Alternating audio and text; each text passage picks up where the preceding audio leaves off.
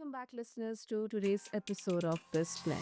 Today, we sit down with Pradeepa Narayanaswamy. She's a TEDx speaker, executive coach, and author of Practical Leadership Simplifying the Complexity. But before that, obviously, this is your host, Sana, and let me ask you something. What if confidence wasn't the starting point, but the result? That is an interesting question, right? Well, our guest Pradeepa, also known as a diamond miner for leaders, has helped high growth companies and powerhouse individuals unlock their most authentic leadership from within. From her roots in India's tech corridors to transforming boardrooms across the globe, she brings a blend of cultural depth, fierce compassion, and unapologetic honesty. And today we're diving into a radical reframe: confidence as an outcome, not a prerequisite, and what that means for leadership, resilience, and success in business. So, if you have ever felt like you needed more confidence to take the leap, this conversation might just shift everything. So, with that, Pradeepa, welcome to the show. And I'm really, really excited and really confident that this conversation is definitely going to change some minds out there. Sarah, thank you so much, so much. It's just an honor and a very, it's been such a pleasure to be here with you and speak with you today. Wonderful, wonderful. Okay, Pradeepa, of course, listeners are going to be very, very interested to know how exactly confidence is not a prerequisite. When we um, let's say a youngster starting as a career right after graduation. In fact, even during graduation, also, here we are constantly told to be confident when you're giving interviews, to be confident when you're talking to someone, to be confident when you are, dealing with any kind of situation in life. So, how exactly it's not a prerequisite? Yeah, I love that. I love that. I love that. And it starts, Sana, what you pointed out is such a valuable insight here because of often it doesn't even have to start at the career level, right? Like where you just started. Right from a young age, we've been told by elders, by our parents, by our teachers, hey, be confident, show up confident, speak confident, have confidence, right? All these are, all these have been told to us. And we've been brought up like that. We've been taught like that, and what we are not taught is what is confidence, right? So that's a very interesting dilemma. We've been asked to be confident, but what exactly it is, right? Like, how do we actually show up confident? Is it like a five-step process, right? Or three things that we have to do? No, not exactly. And, your question on people who are transitioning from graduating from college into work, right? Like, oh, be confident in interviews, you just said that, right? How do I do that? Like, what does it actually mean? Is there like a definition of confidence? And one of the it's interesting that we are talking about this. Majority of the people I'm talking about, a lot of people that I work with are been in their career for 15 to 20 years and above, right? Like senior executives, senior leaders who've been in the corporate space, corporate leaders for several years. And one of the themes that I see in my in my clientels is confidence, right? So you think about, I need confidence. You just say like, I need confidence to be able to get my job or an interview. No, it actually, we carry that confidence aspect throughout our life. It doesn't matter whether you're starting your career journey or you're Mhm. 15 to 20 years into your career. Confidence has been is being something that a lot of people are struggling with. And one of the big insight in my own journey, and I invest a lot in my own development and growth.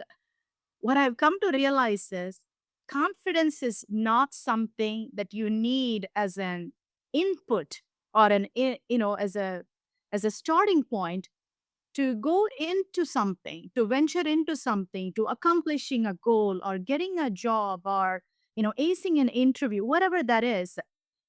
Confidence is simply a result. It's not a requirement.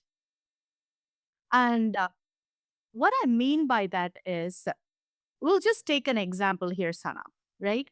You said you used this example. We'll just use that example, right? Like, let's say somebody is graduating new and going Mm-hmm. to interviews, right?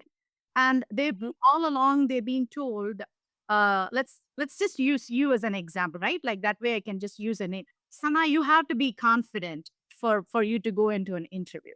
And here you're wondering, like, what does that mean? How do I do that? Right? Like you're starting to think about something that you have to do by yourself to be confident, to feel confident, right? But what I'm going to bust here is you don't need any of those things, right? Let's say you're going for an interview, right? Go, just go, right? Prepare for the interview. Don't go unprepared, right? Interview to the best of your ability. Yeah. Don't confuse yourself. Don't pressure yourself to say, I have to be this way. I have to feel this way. I have to be confident. I'm going to challenge that thinking and say, just go for your interview, right? It may be your first interview. Go for it. So, Sana, what happens after we finish our first interview? If I remember my time, I had taken a huge sigh of relief and then I thought, okay, I'm done. Now let me relax. Yeah. Okay. Right? All right. I have done it. Right? Irrespective of the outcome, irrespective of whether I passed this round and going on to the next round or not, you just said, like, you, you completed this, right? You Right. got to check. Like, I've done it. I didn't die, right? Like, I didn't have a heart attack. I went through the process. I came out of it. And if you remember that time, just think about your first interview, Sana, right? Mm-hmm. Aside of feeling a sigh of relief, oh my God, yes, I've done it. Now I can relax. How did you, how confident were you on your Um, ability to go about an interview? okay. Okay. So, um, I was so actually my I had taken a lot of lessons from my father Yeah. in terms of preparing for the interview, especially when we get interviewed for our soft skills or exploring more about us apart from the technical part. So in that particular area, I had actually done good surprisingly, which I was not expecting. Yeah. uh, could be because I practiced it so many times. I did some mock interviews with my friends, and even the senior, who had graduated like a year before us. So that helped. But yes, I was really, really sometimes I couldn't perform very well in the during the technical round, Yeah. where I thought, and then I said, okay, I may not be able to give an answer to that. And I felt really, very bad. Yeah, you felt really, really bad, right? Like after, oh my God, like I don't know what to do. But Yeah. the thing is, you went through that, right? It's Yeah. it's whatever happened in that interview, you actually went through that and you took a step, right? Like, you came out of it. One of the things that I teach my students and my clients is whether it's going for an interview for your first job or your 10th job, it doesn't matter. All we have to do is we're taking the first step, right? And Hmm. after we take the first step, right? Taking the first step also, like you said it beautifully, Sana. I didn't Mhm. just, appear for an interview. I did my preparation, right? Like I studied, I practiced some of these skills. I even had some mock interviews with some of the people that I know. That Hmm. is something in your control, right? So you are practicing, you are preparing for it, right? So that's in your control. And how you show up for that interview based on everything you have done, you can control, right? Like maybe there is a technical question or a technical area that you didn't prepare or you didn't know, and that question was being asked, right? And like you said, like you couldn't answer that. Yeah. So what? Nothing bad will happen because of that, right?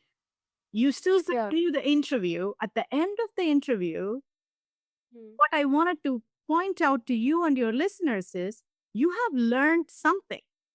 Exactly. Yeah. You have learned what are all the areas that you're good, and you can continue to, bring that brilliance into these conversations. And what are some of the areas that you can go back, revisit, or learn or relearn, right? And adjust what your learning is so that you can be better prepared next time. And that's exactly how confidence is an outcome or a result of that practice, not Yes, a prerequisite. exactly.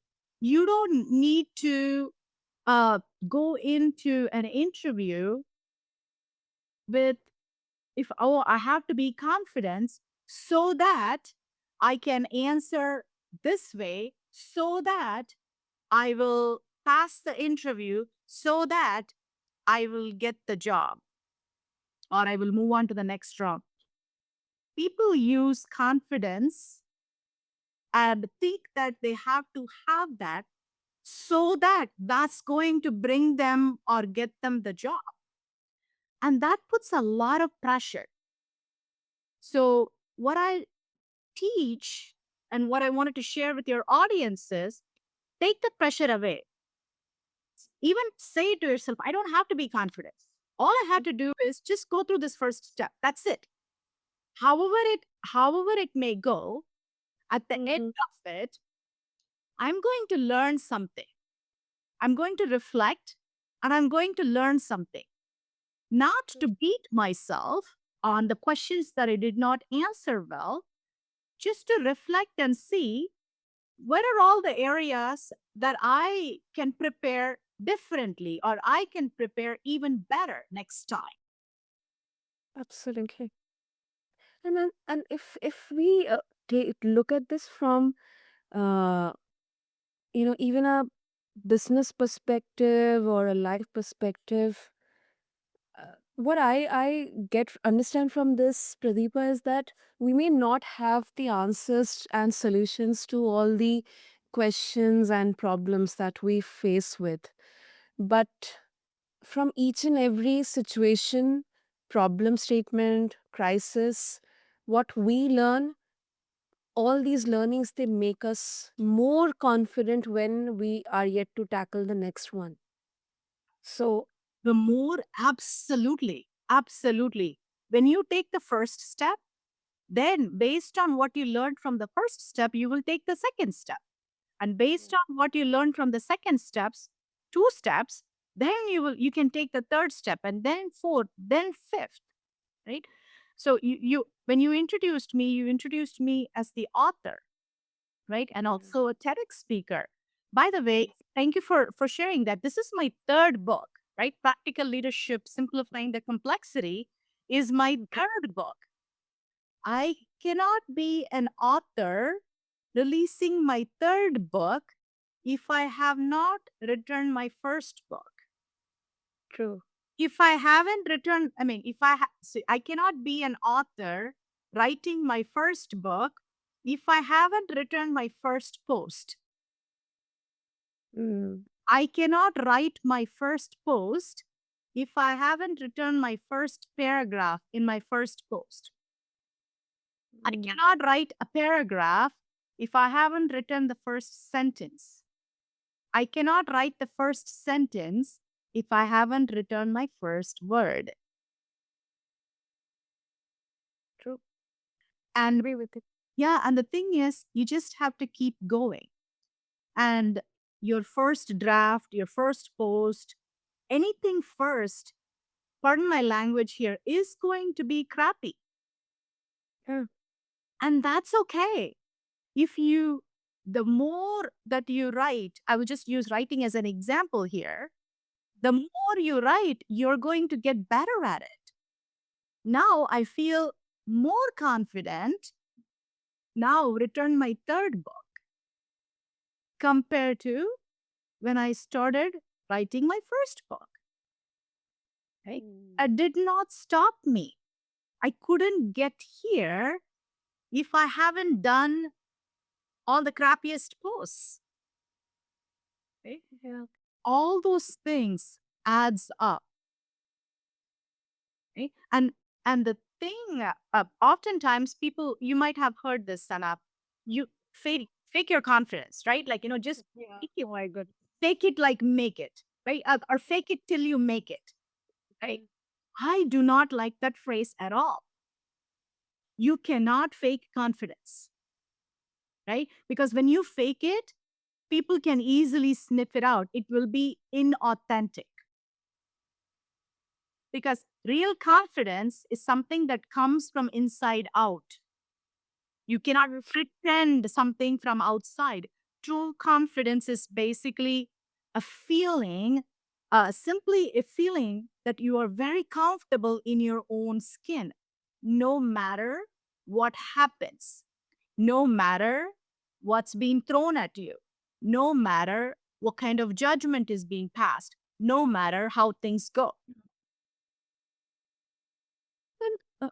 And also, Pradeepa, here I just want to see whether it's, just a straightforward. Yeah, I completely agree with you. In fact, I do not like. Also, I cannot fake confidence.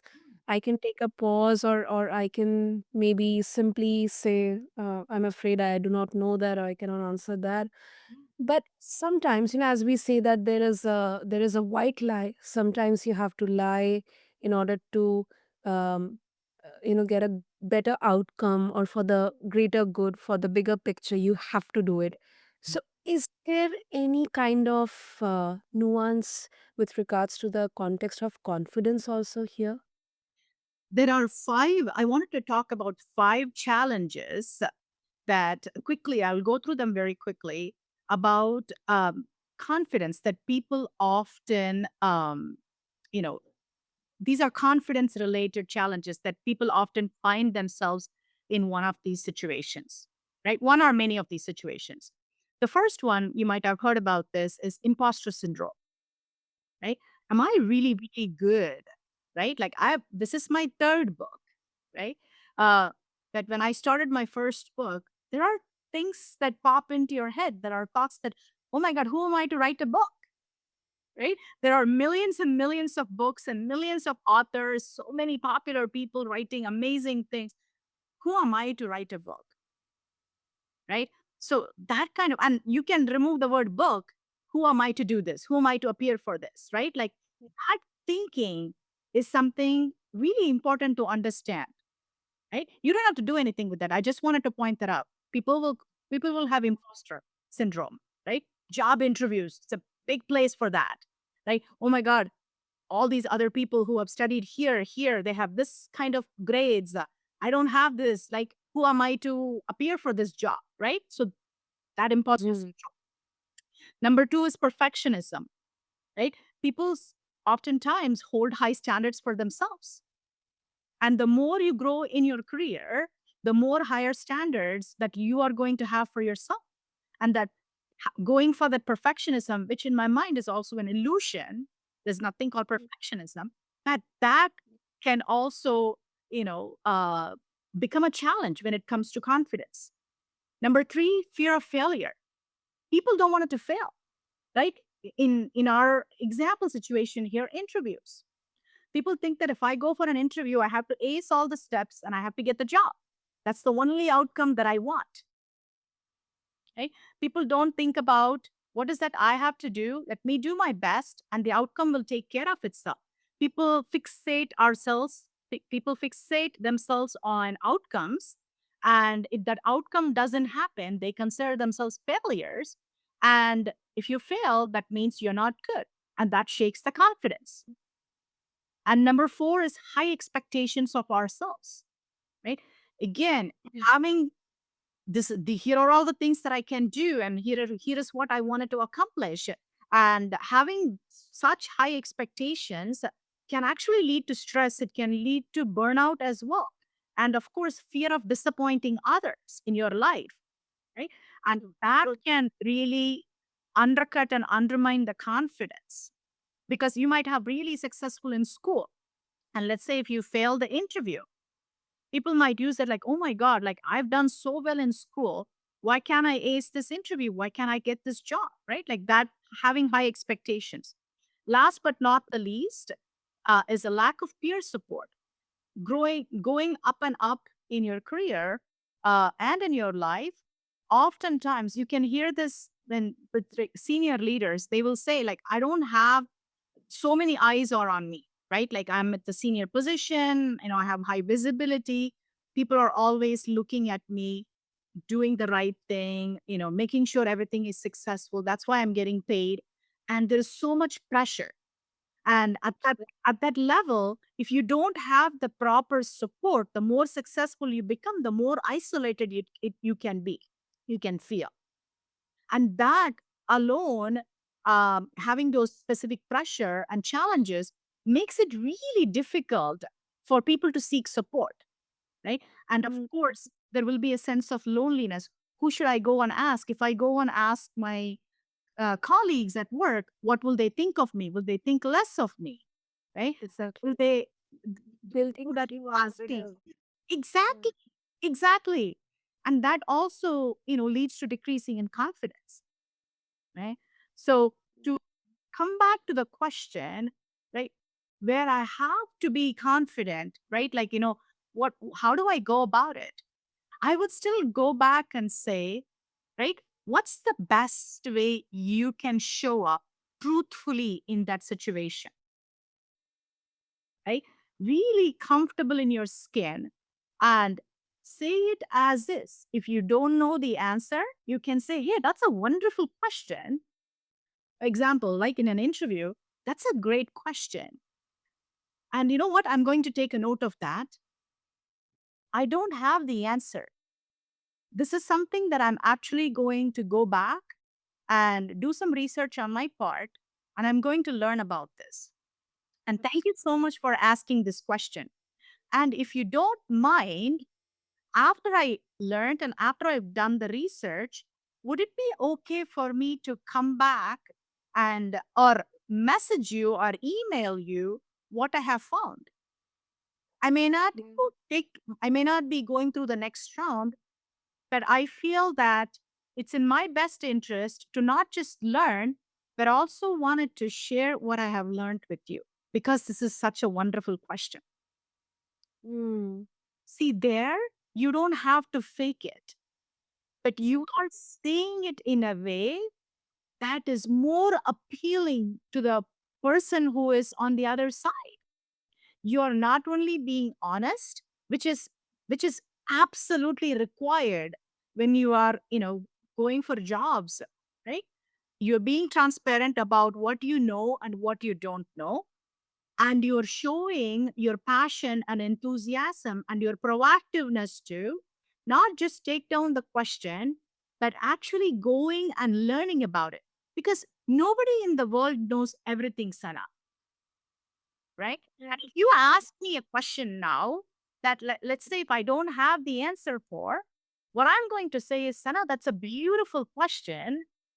I don't have anything on top of my mind. Let me think about this and let me get back to you. I may even need to do some research on my part. Yes. Bad. is a much better answer than me pretending to know everything. I'm just blabbering something to fill the space. Because, That's so true. yeah, in organizations, you want that level of professionalism. I want to be able to trust the person. If somebody says they know everything, right, then I know They're they lying. don't know. They are lying. Exactly. They're lying, and it can be easily. You can sniff it very easily. I think someone with experience. Absolutely. Absolutely. And the first interview for every one of us is going to be crappy, right? But you can't get to an amazing interview without going through the crappy first drafts. Lovely, lovely. Pradeepa, this was such a raw conversation, such a raw conversation because almost every one of us have or we are uh, we are leading through self doubt.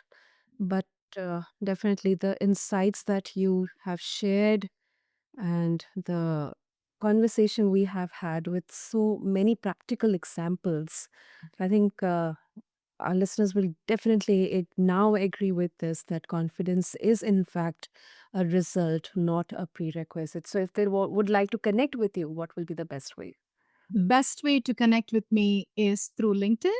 People can find me under my name, Pradeepa Narayanaswamy, and I would encourage uh, you and all the listeners to connect with me because I love expressing my insights, my thoughts, my learnings, my journey, my failures, right? On LinkedIn. And only the intention of someone reading it might benefit from my journey and my mistakes mostly. Right. So I would definitely encourage all your listeners to connect with me there. And you talked about confidence and self doubt, right? Like, I just wanted to say one thing about the self doubt. Yes, yes, sir. You may have doubt about yourself in going through something. Have that, but go through it, Hmm. whatever it is. Because at the end of it, you're only going to become more stronger than before. And the more stronger you're becoming, you're basically um, making yourself handle more harder things, more scary things, and more difficult things in your life, irrespective of the outcome. Don't attach yourself with the outcome. Attach yourself with, I will show up. Of course, I will prepare. I will show up. I will go through it. At the end of it, I'm going to reflect and I'm going to learn. And based on that, I'm going to use that so that I will show up a little bit differently, hopefully better the next time. That's all you can control, Sana. Exactly. Exactly. Whew, wow, wow. And I'll make sure to have the links and details in the show notes. And thank you so much. Thank you so much, Pradeepa. This was such an insightful discussion. And you reminded us that confidence isn't something you wait for. It is something you earn through aligned action, reflection, and sometimes, as you mentioned, sheer courage. Thank you. Absolutely. Absolutely. Thank you, Sana. This is loved our conversation. And thank you so much for the opportunity to speak with you and your listeners today. Anytime, Pradeepa. And to all the listeners, if this conversation mined a diamond in you, share it with your colleague or your friend or your loved ones in leadership. And don't forget to check out Pradeepa's book, Practical Leadership, Simplifying the Complexity. Connect with her on LinkedIn. I'll make sure to have all the links in the show notes for you. And until next time, keep blending bold ideas with grounded truth. Thank you.